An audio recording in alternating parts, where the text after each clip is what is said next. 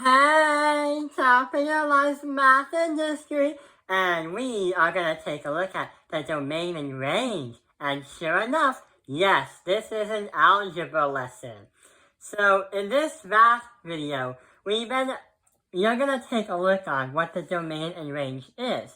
And in the past videos, or if you ever learned this in your previous algebra classes, we've been trying to take a look at how can we name x and y rather than just being two letters of x and y. Well, here's how we can name them. The x is going to be called the domain, or the x-axis, all x values, and the y represents the range, all the y values. An equation such as like this, y equals like 7x plus 3, whatever you put into x is going to be in for y. So that's why it means the y depends on what you insert and put in for x. So what we're going to be doing in this lesson is after we understood about the domain and the range, we are going to do some puzzles. So the puzzle is we have to find the values of x and y, put them in here, and find out, is it a function? So let's get started. Let's look at the domain because many mathematicians like to do x before y. So for the domain, we have 10, I'll put them on that list, -2, 5, and 4.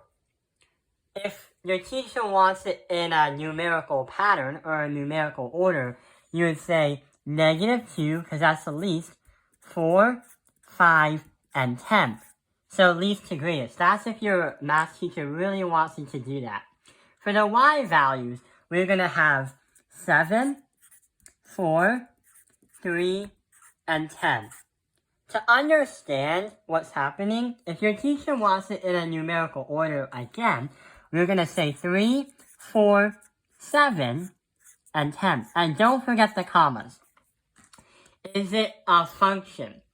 Well, there's no x's that are repeated, and there are no y's that are being left out, which means it makes sense to say, yeah, this is a function. This is a function. And let's add that smiley face because if you find a function, that's actually really, really good. The reason why it's a function is there's one x input into a y value. And not only that, it passes the vertical line test on a graph if visually shown. This math puzzle is going to be a little bit crazier. But the crazy thing is, it's a table instead of a bunch of points or coordinates. Well, let's see what happens. So we have x's and y's. And sure enough, the y's, hey look, it's on this numerical value. So for the x's, we have 1, -3, 1, 2, and 0. If you want to put that into numerical order, you say -3, 1, 1 again, -3, 0, then a 1, then 1 again, then 2. For the range, luckily for us, it's going to be in order exactly. So for the range, we have -2, -1, 0, 2, and 3. So now we have to find out if it's a function or not. So notice how we have on the table 2 1s that go from here to here and here to here. Oh yeah, that's a -2. And look at the domains. We have 2 1s right here and 2 1s right there. If your teacher accepts, when you write down all the numbers of the domain and the range, if you have repeats, then you don't have to rewrite them.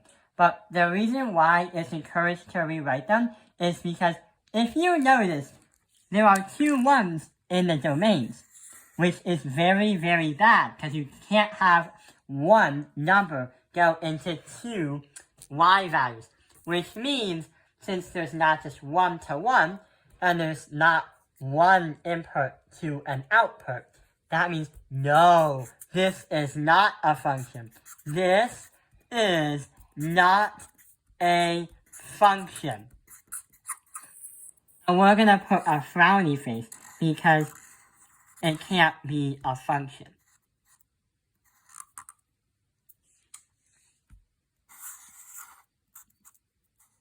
So this is not a function because there are more than one value going to y as a domain.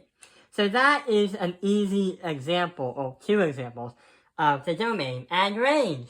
I hope this video has helped you understand the domain and range for algebra. Thank you for watching Taopinion Math Industry. Like and subscribe.